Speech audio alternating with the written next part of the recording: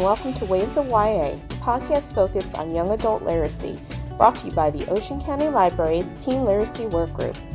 Hello, my name is Lindsay. I'm the teen librarian at the Brick Branch, and joining me today we have Kristen from the Little Egg Harbor Branch, Colleen from the Lacey Branch, and Kit Frick, your author guest for the day. Hello. Yeah. Today's episode features special guest Kit Frick, author of YA thriller I Killed Zoe Spanos and her forthcoming novel, Very Bad People. We'll be discussing Kit's new novel and the insides of the genre that has grown in popularity in the last few years, dark academia.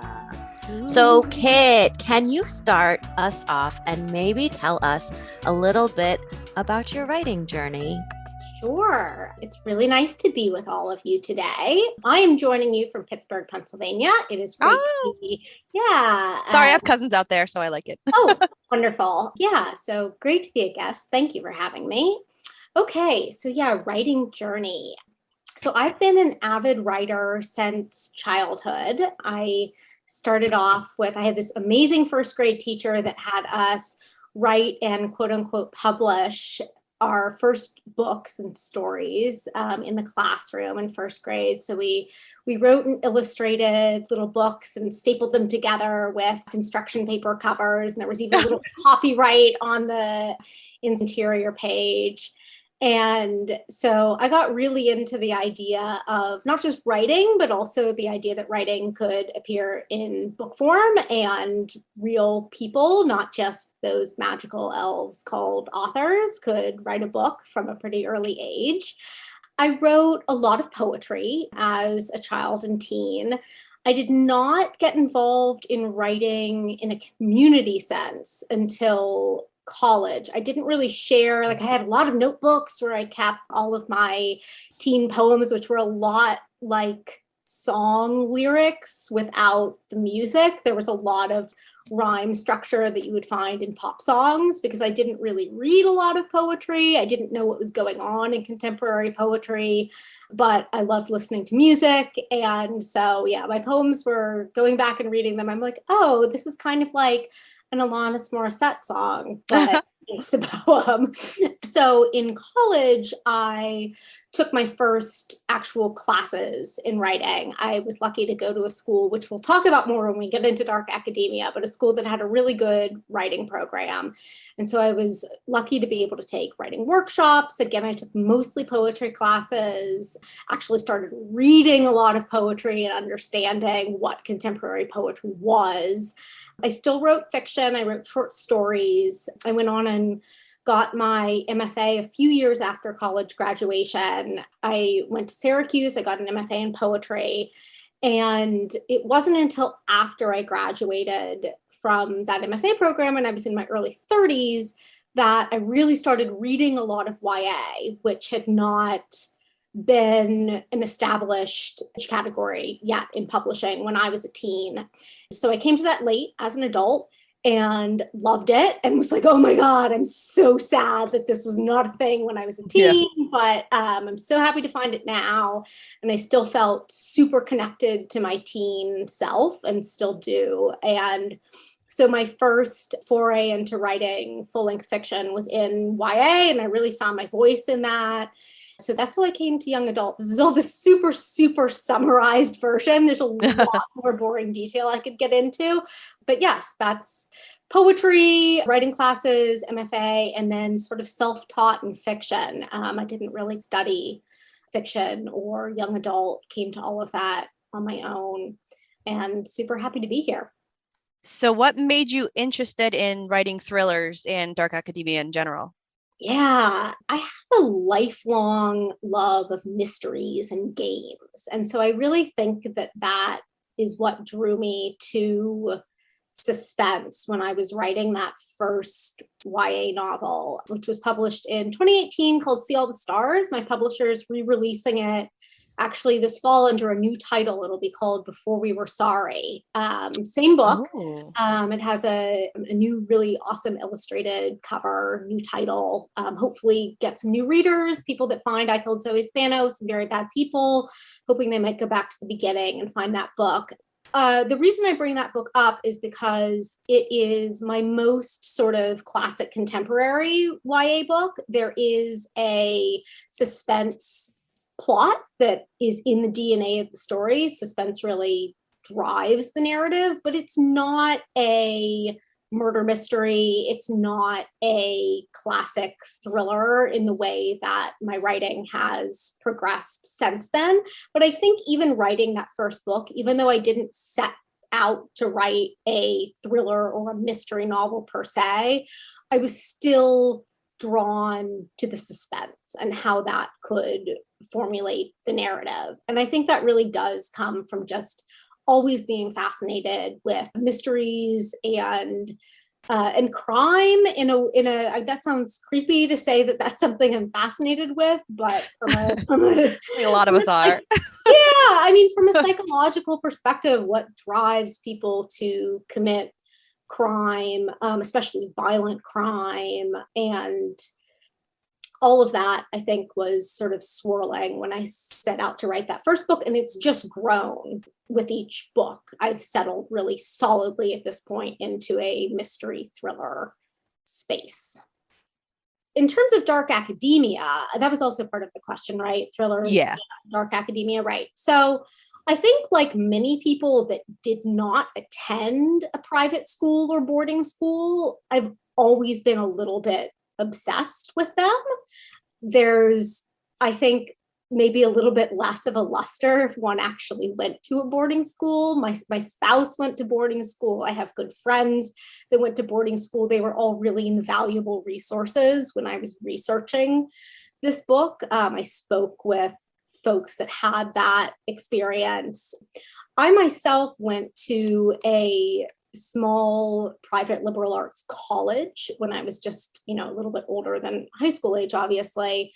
And while it was not a boarding school, it was college, there's, I think, a lot of parallels between a specific type of college experience that one might have on a non-traditional private residential liberal arts campus and a boarding school. And so a lot of my inspiration for this book, For Very Bad People, was drawn not only from, interest in boarding school and research that I'd done into it, but also from my own experience in college. I'd always wanted to find a way to channel that into a YA book. So a boarding school setting just seemed like a natural fit. And that's a little different from dark academia. We're going to get a lot into those sort of tropes, I'm sure, and like how we define that and what that means. But I'll just start with an interest in boarding school to begin with. And that's how I sort of came to my interests for the setting For Very Bad People. Can you tell us a little bit about your newest book, Very Bad People? Yeah, absolutely. I'll start with the official pitch, and then I can say a little bit more about, like, if you like this, you might like this book.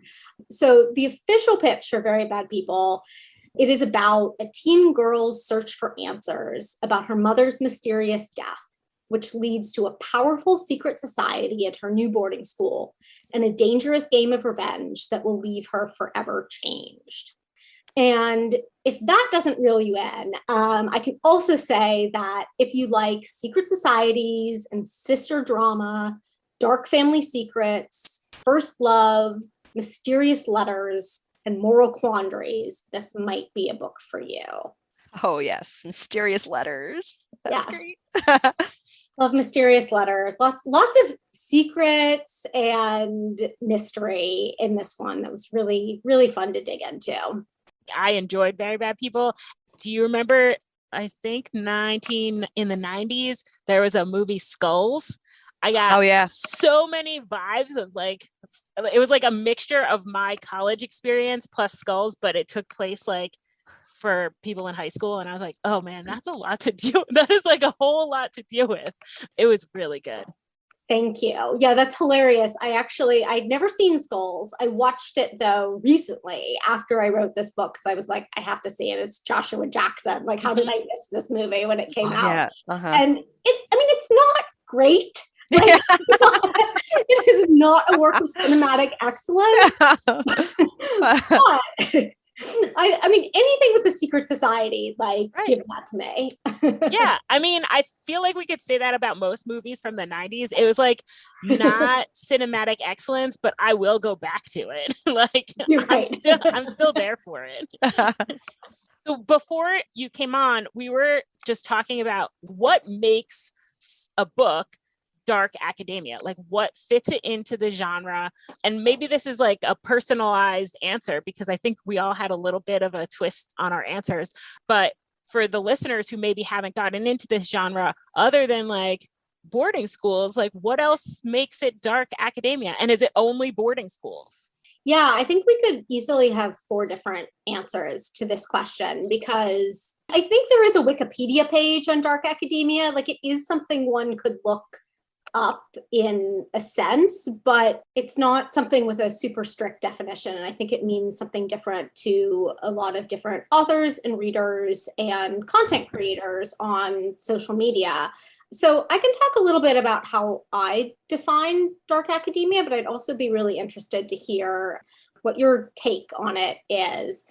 My sense is that it started with this TikTok and Instagram aesthetic, which predated the pandemic, but is fairly recent. And I don't mean that there have not been books set at boarding schools before this time, but rather just the term dark academia, I don't think had been coined until fairly recently. And so now there's both the social media aesthetic, and then there is the way that the term dark academia has been used to be applied to books, often YA, not always YA, also adult market novels, often set at boarding school, but no, I don't think strictly boarding school, also a lot of college and university settings.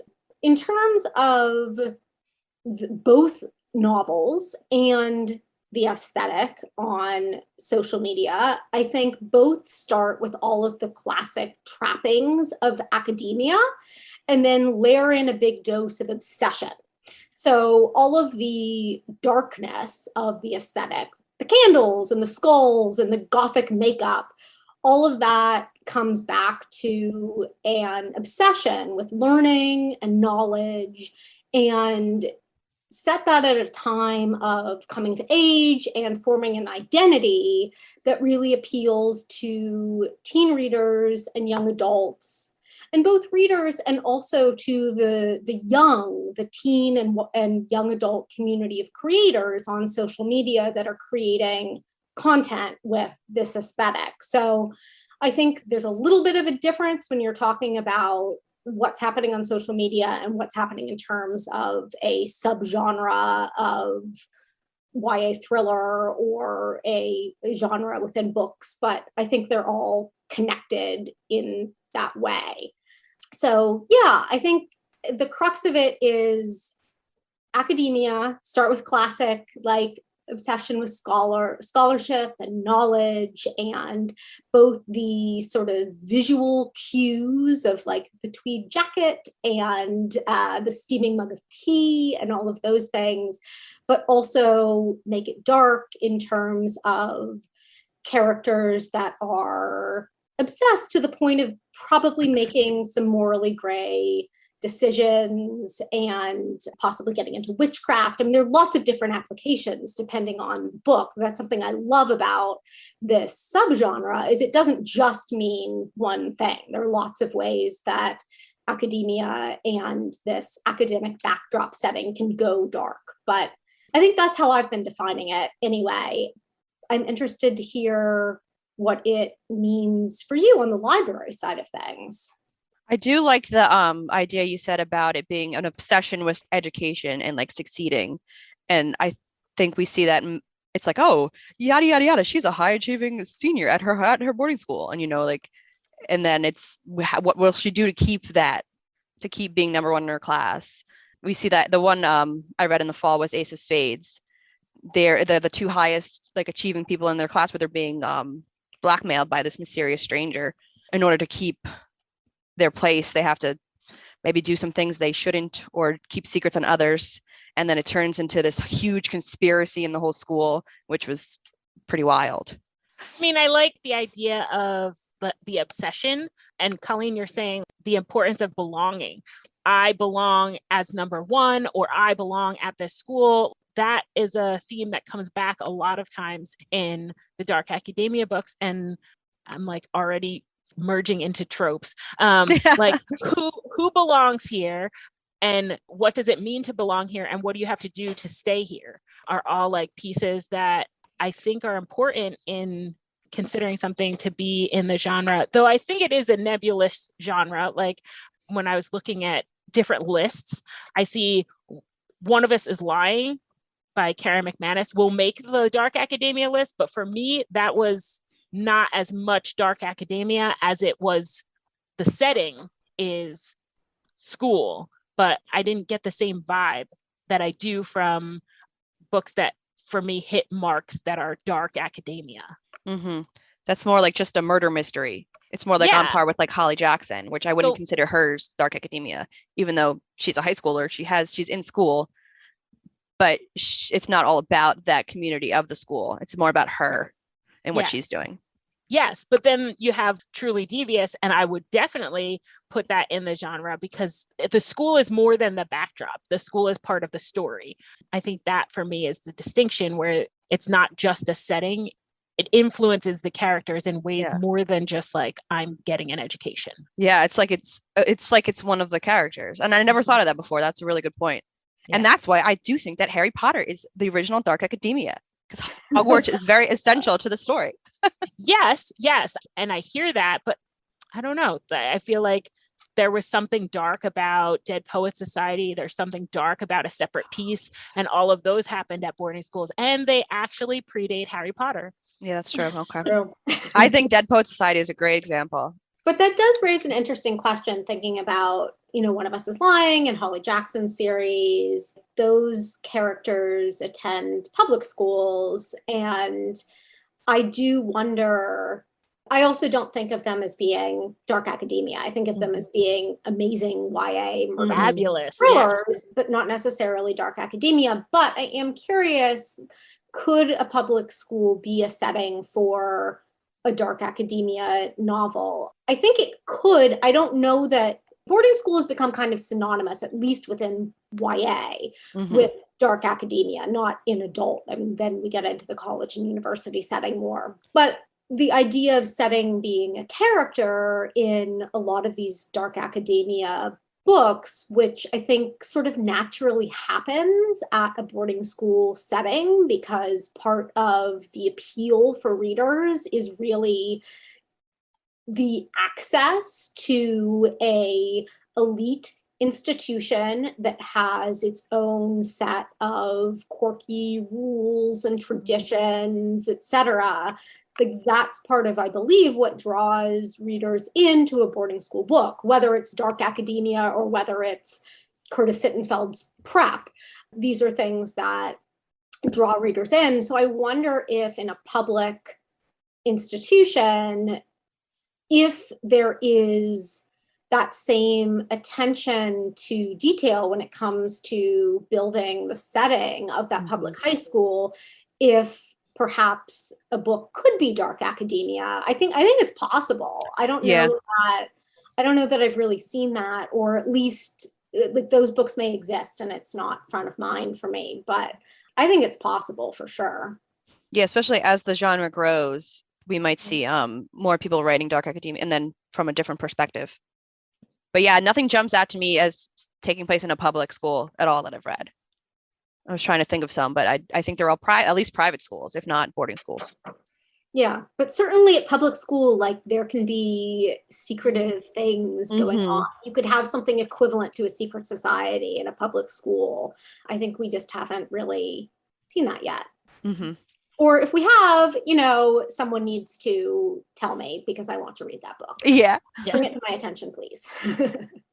So do you have any favorite dark academia YA books that you've read. I am the one who asked what dark academia was, which is what got our conversation started. So I'm curious to know what your favorites are. Oh, yeah. So this is not YA, although I will get into YA, but I think I would be remiss without starting with Donna Tartt's The Secret History, which definitely checks all of those dark academia boxes for me.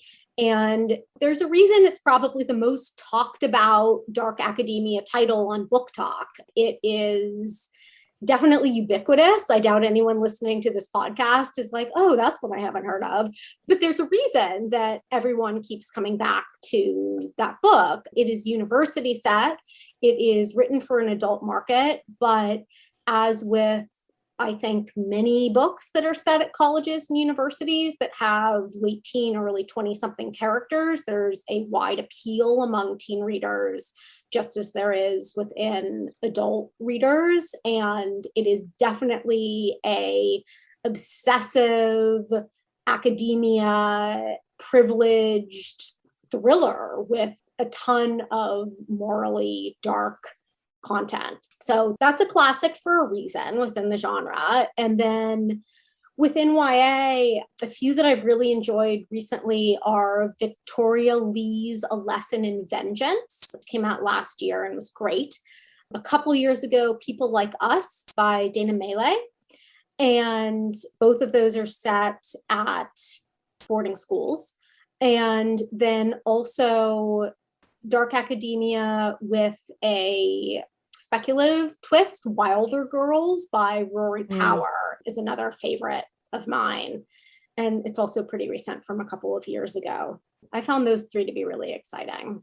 Yeah, I just heard about, actually just today, the Donna Tartt one. So I oh, okay. but I was like, oh, this looks really interesting. Maybe my everyone knows this one was I was like, oh God, about everyone. It's not, not in your collection. But yeah, I really wanted to read that when I was reading about it. So since you're saying how good it is, I definitely will put it on my list to read. Oh yeah, highly recommend. Yeah. And it's interesting because some of my favorite dark academia is not YA, like you were saying, but I think that it could have some sort of crossover appeal. And one of my favorites, and I have the sequel on hold, was A Deadly Education, which is like super fantasy, but also dark academia because they're in a witchy boarding school.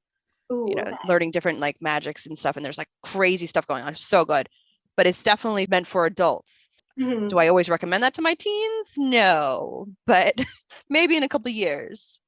Well, something I love about this genre is that it does span not just YA and adult, but also you mentioned Harry Potter, middle grade on up. There's probably even chapter books that fall into this category to a certain degree, although I don't know how dark a lot of chapter books go. But in any case, it spans age categories, and it also spans genres, like you were saying. Like there's fantasy, there's Leigh Bardugo, there's witchy stuff, there's very contemporary, straight up murder mystery thriller, which tends to be what I gravitate toward because it's what I write. But there's speculative, there's contemporary, there's historical, there's so much crossover in terms of age category and genre. And dark academia occupies this kind of cool subgenre niche that pulls from all of these.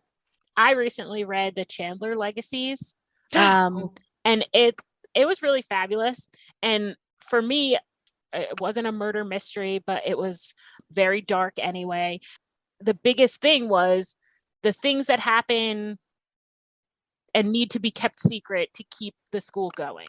And then how do students who don't like certain parts of the school, as Chandler, parts of the school, how do they show that they love their school and they want to be there, but that the school can be better or the people there can be better?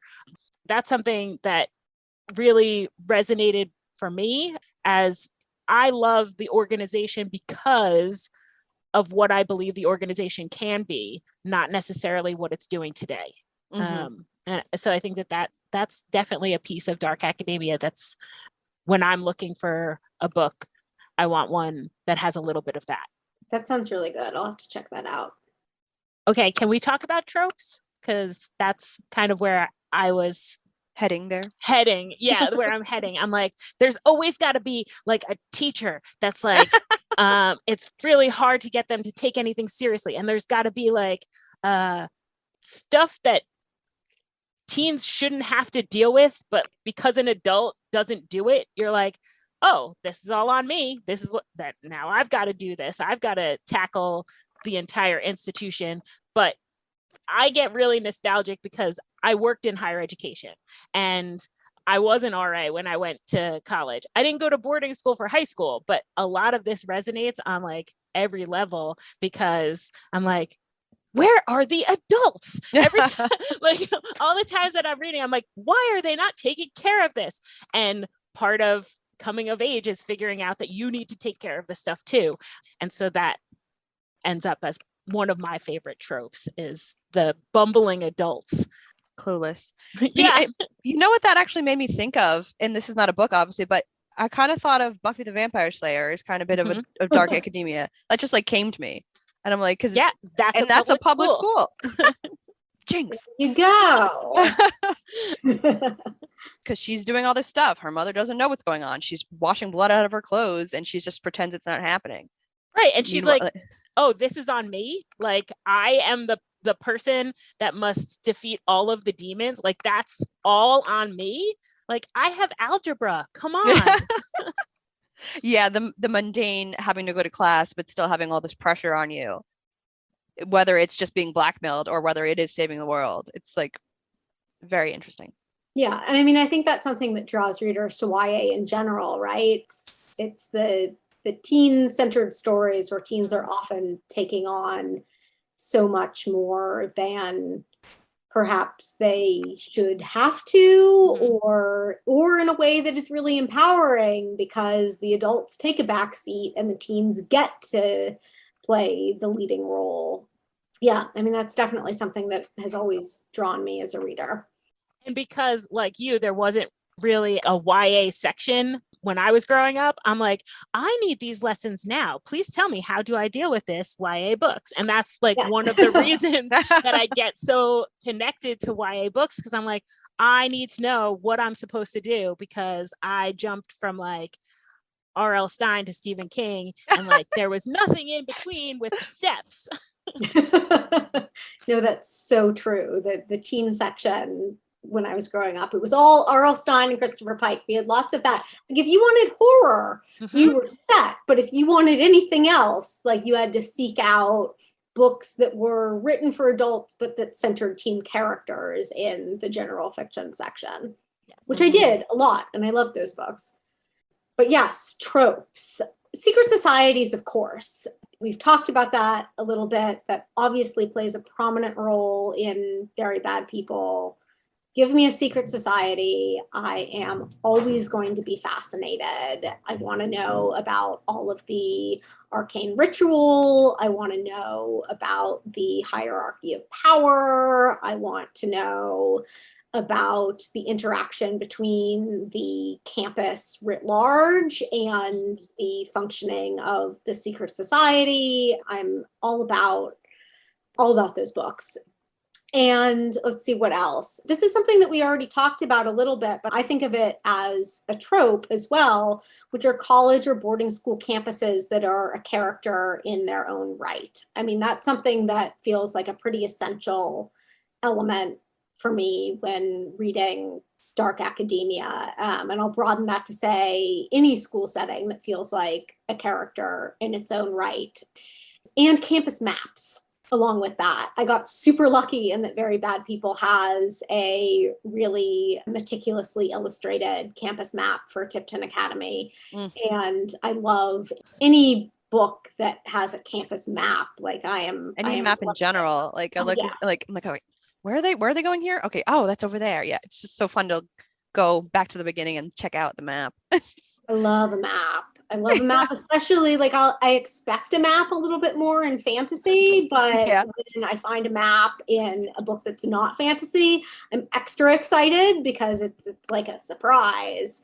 And then one more trope, teen or college age characters that are super smart, obsessed with learning and developing their own specific worldview, which is in these books often highly educated, but also skewed by privilege or by self-interest. So this like specific type of character that is both smart and engaged, but also flawed in a way because of the way that either the setting or their background or the influences in the school has developed, has contributed to developing their worldview.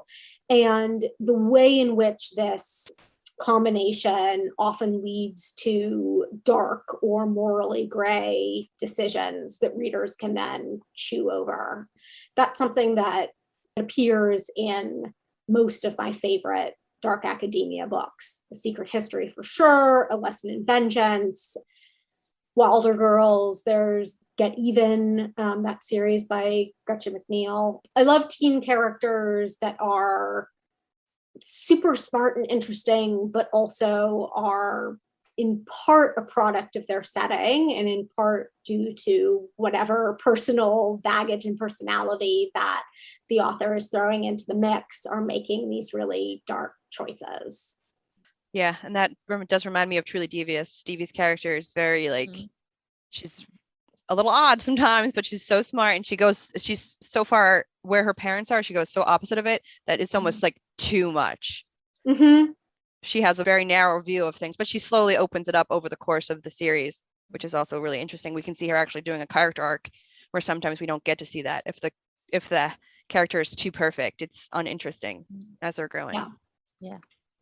And that the relationship between home and the school, or sometimes it's the town and the school. Like you see that there's something very different about this place versus where one of the characters, or sometimes multiple characters, came from, and then now where they are. And there's the conflict for those characters, also the conflict between the school and the town that it's in. And I don't necessarily know that that's only, a lot of these tropes are actual things that are true for boarding schools and for private institutions, and sometimes for public colleges as well.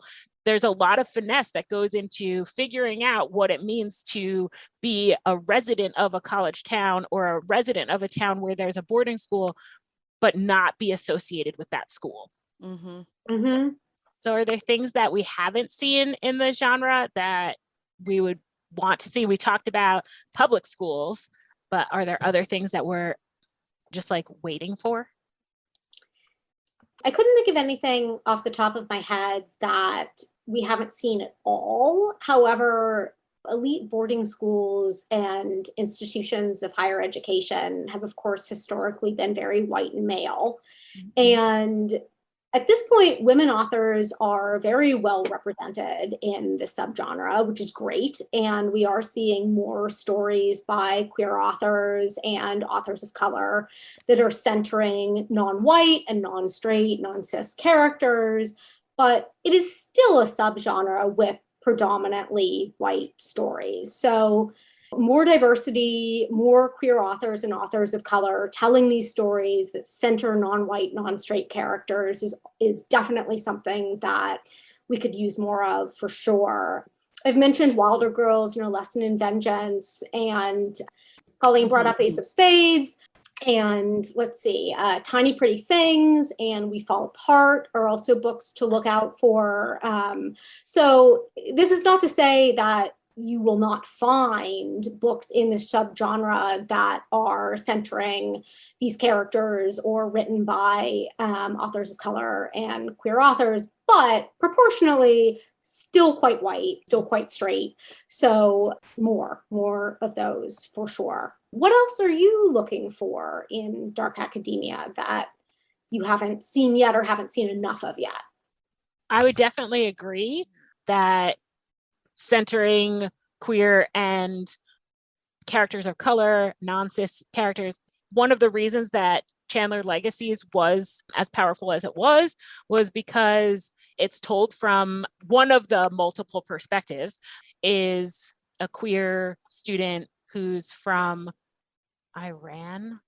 you have this added layer of belonging in boarding school, but also a sense of the boarding school is pushing back on your ability to belong because of your gender identity or your race.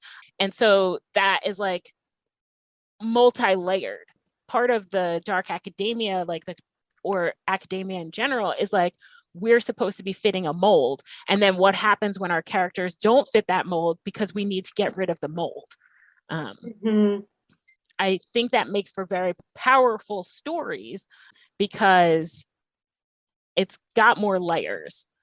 This book it has secret societies and it has multiple characters with different reasons that they came together. So now we have a secret society of 5 people, and 2 people used to be roommates, and there's some tension there. And there are secrets that need to come out to make belonging in the school ever be possible. And then it also deals with bullying and sexual assault and all of many other issues that come up in life, but realistic issues, but they also are hyper when you're in a enclosed community that's kind of insular. So there's extra pressure to toe the line, to be the way that, quote, everyone is supposed to be here. It's added because we're living together. I don't get to go home and decompress because I live on a campus. Yeah, the insularity and the sort of bubble effect of a campus, whether it's college or boarding school, is definitely, I think, one of the reasons that most of these books are set not at public institutions where you can go home at the end of the day. Oh, but actually, that makes me think. I think the Get Even series, which I mentioned, by Gretchen McNeil, that is a private school, but it's not residential. Yeah.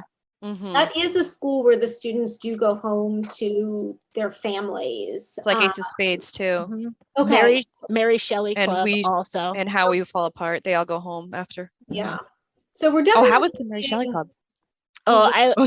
Mary Shelley Club was good because it has an added horror. The Secret Society has to do with horror. Nice. And so it was a good read, and it had all those ties into horror tropes. So that part of the society is knowing your horror, and to get in, you need to scare each other enough. It was definitely interesting. And also it was like kind of scary because you're like, these things that you're doing to scare people, like, I don't know, they're morally, they're definitely like pushing into the gray area of whether they are moral. That sounds really good. Yeah. I mean, I think one of the reasons that this question is a little tricky is because there is so much room in this genre to explore horror and fantasy and contemporary and murder mystery. And so we are seeing already a lot of things within this subgenre. So it's great because there are so many different avenues that authors are already exploring. And I'm sure also from a librarian perspective, it's great because you have a kid that's interested in horror. Mary Shelley Club is the recommendation. Someone that's interested in witches and witchcraft, like A Lesson in Vengeance, or, etc. So that's really cool about it. I think we might need more science fiction dark academia. You're stuck in a spaceship, and that's even more insular than a boarding school because you can't even go outside and take a walk.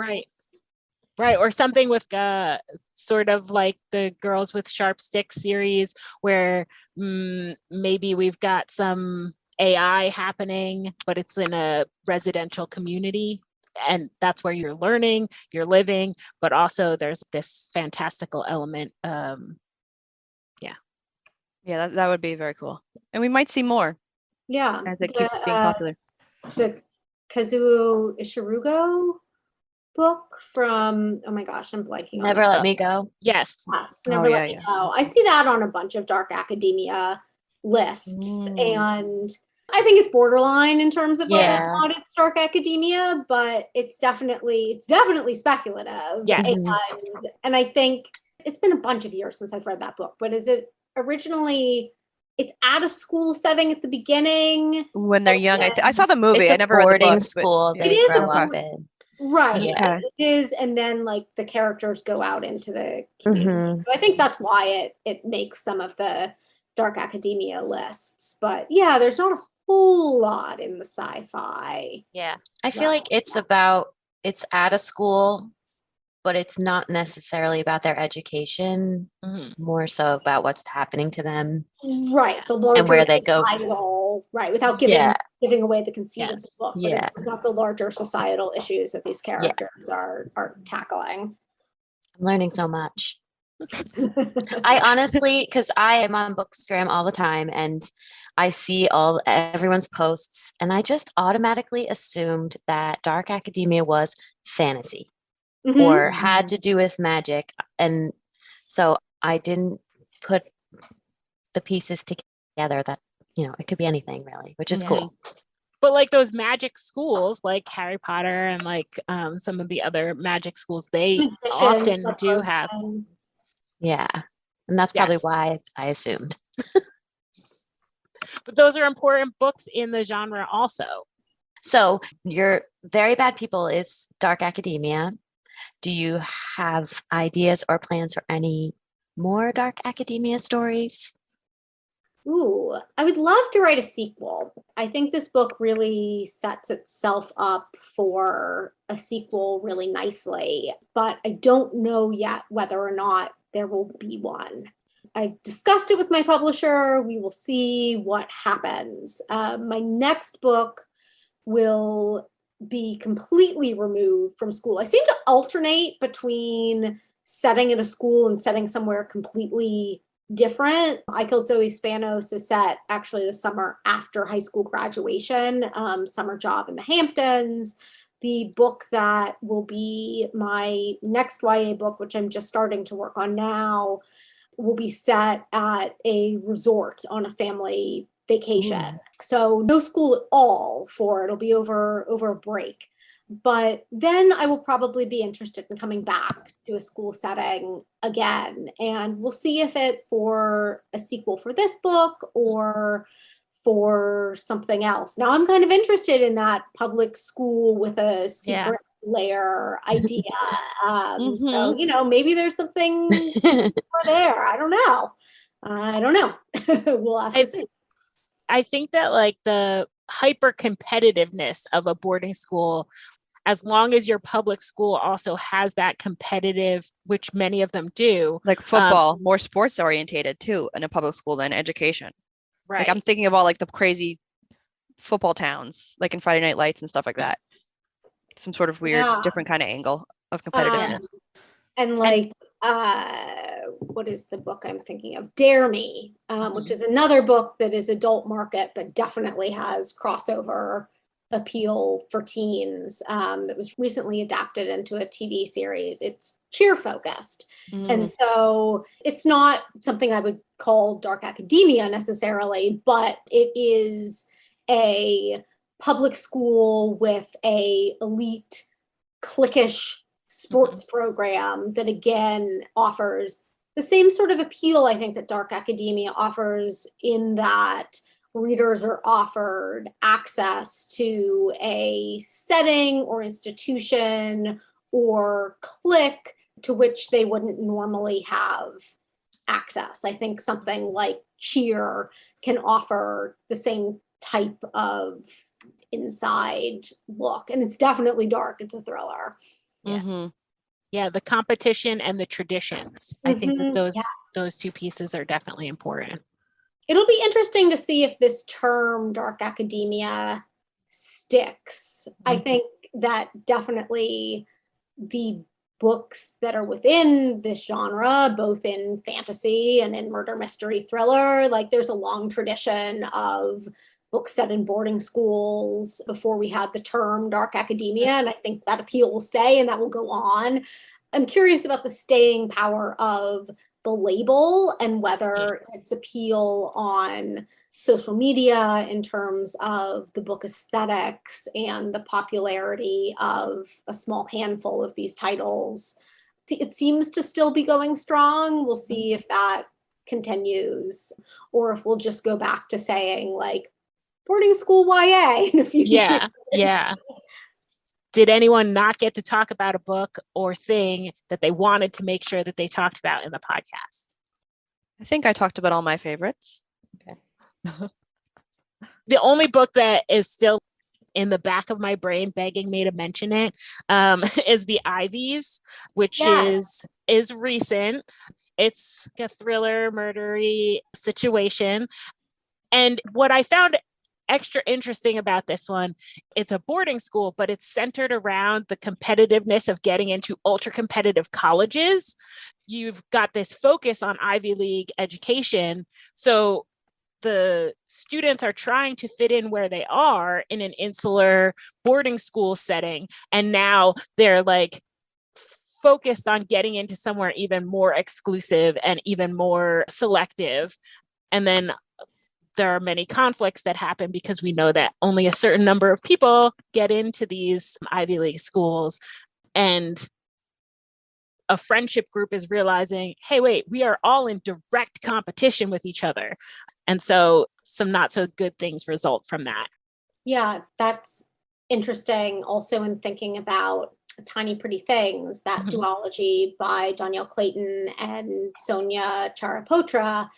It has a similar setup in that it's at an elite boarding school, it's at a dance academy. And so it's both about the dynamics of fitting in and rising to the top of a hyper competitive dance school, but it's also the characters are focused on life beyond the academy, making it into elite ballet companies. And so there's a similar, it's not Ivy League, it's dance, but there's a similar way that the hyper competitiveness within the school comes into play. I'll also give a plug for, I don't think any of us have mentioned the Charlotte Holmes series by Brittany Cavallaro. This is also a boarding school. It is inspired by a series of classics by the Sherlock Holmes stories, but, casting a female lead. And it is, in some ways, it's less dark, I think, than some dark academia, in that the series is more detective oriented, but still bad things happen. And I think it definitely still fits within the dark academia sphere. And did you say you wanted to go to boarding school? I actually, so I went to a large public high school in the suburbs. So I went to probably the most boring type of suburban setting, large, my graduating class was twice the size, 3 times the size of my graduating class in college. So, it was big. It was a very good school. It was academically rigorous, but it definitely didn't have any of the glitz of a private school or a boarding school. But what I really wanted in high school was to attend the arts school that was in the city of Pittsburgh. I was very involved in theater in high school, and I had all these friends through a community theater program that I was involved with that there was both a middle school and then a high school that were magnet schools in the city system. The Rogers Middle School and Kappa, the high school for the performing arts. And in my head, it was like fame.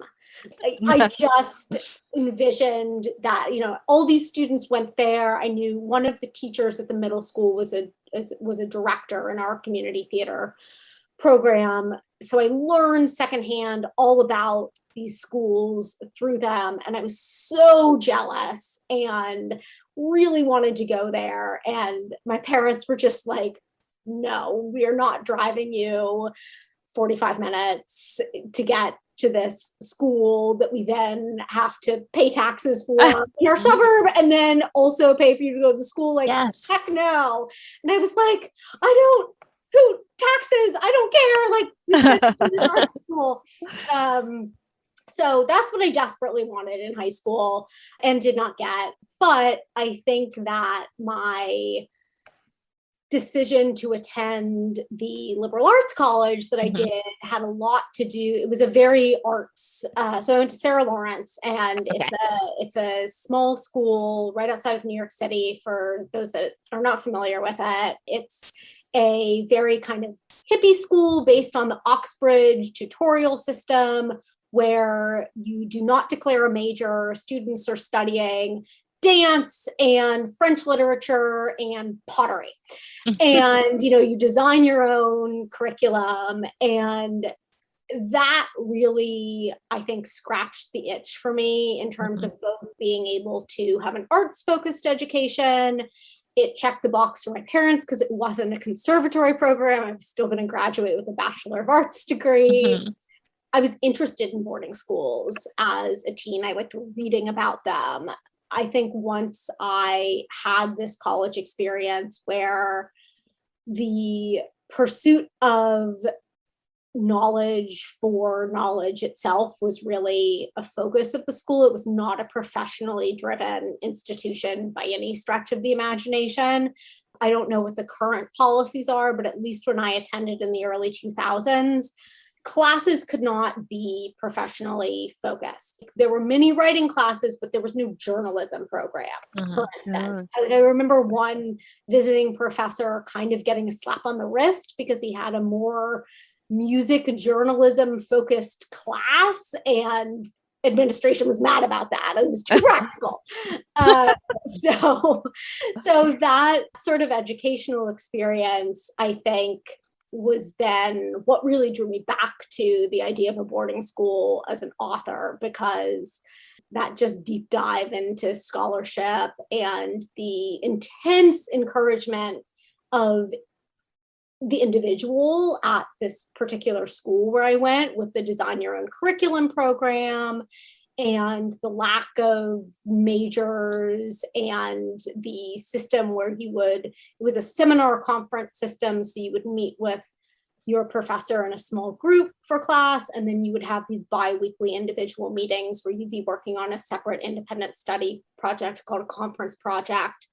So I don't imagine that most boarding schools are set up in this way, but in my head, there was a definite overlap between that type of college experience. It's so different from, there's so many different college experiences out there in the US alone, but it seemed boarding school-esque in a way that I felt would translate to YA in a way. And of course, the school that I developed, Tipton Academy, has a few things drawn from Sarah Lawrence. They're very few specific.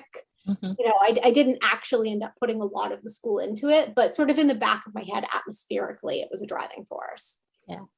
Yeah, it definitely resonated with me from experience at my college as well, because I didn't have a boarding school experience, but we had secret societies and weird stuff like that. It was fascinating. It was fascinating to be, I just went to a public university in New Jersey. Secret societies? And I was not involved in it, but I was like adjacent. So I knew that there were people that were part of this secret society. And I'm just like, this is strange. Especially because it was a large public institution. I don't know if it was sanctioned by the university or if it was just like a thing that people voted each other into. I'm really not clear because, as I said, I was not a part of this. But reading anything or watching anything with a secret society, I'm like, how was that happening? And that's where fiction comes from, is that people see some of it in real life. And so every time I read one, I'm having flashbacks to college and like weird things why did we have that much time to do that? Why did we have that much time? So yeah, every time I'm reading the secret society stuff, I'm like, this is weird, but it's also real. And I think that's the creepiest part for me. I'm like, okay, yeah, there's a murder mystery. Yes, that's going on. But can we talk about the secret society? Because that is the thing Yeah, for sure. Something that was interesting about researching this book is there are not actually that many instances of secret societies at boarding schools. It's much more of a college and university phenomenon, but there are a few. Andover and Exeter famous boarding schools in the US, claim to not have any currently, but there is definitely a history. And I was able to find, I think actually it was in the report, I'm now failing to remember which of these two schools it was, but in the reporting from one of their collegiate newspapers from just a couple of years ago, I think right before the pandemic, there was a secret society that had risen again, come back into being at one of these schools. But of course, they're definitely not sanctioned at high school level. Sometimes are at the college level. I think it varies by institution, but there are definitely some official organizations in colleges, the Yale and the and eating clubs and those sorts of things. But I was interested to see that it was not a total fiction that secret societies might exist at a high school level boarding school. In fact, they have historically, although perhaps rarely, and also within the UK, there's more evidence of a tradition of secret societies as well. Yeah, totally fascinating, because you say they're real, but of course, part of them being secret is that there is not a lot known about their inner workings. So it does leave a lot of room for imagination and play on the author's part. Is there anything else you would like to plug? And also, where can we find you on social media? Yes, Very Bad People releases on April 5th, 2022. And it will be available from anywhere you buy books, all the usual suspects. So where you can find me, I actually keep my website up to date. It is kitfrick.com, and I am most active on Twitter and Instagram, both at kitfrick. Very easy. And I run a monthly author newsletter, and the sign-up page is right on the homepage of my website. It was really good talking to you. I'm really glad that we got to have this conversation and kind of nerd out about dark academia. Wonderful meeting all of you. This was really fun. So great. And, thank you. Have a great rest of your day. Yes, you too. Thanks for joining us today. Be sure to check out the Ocean County Library's website for more podcasts and events on our website's calendar of events page. All titles mentioned in today's episode can be found through the Ocean County Library free with your library card. Until next time, happy reading.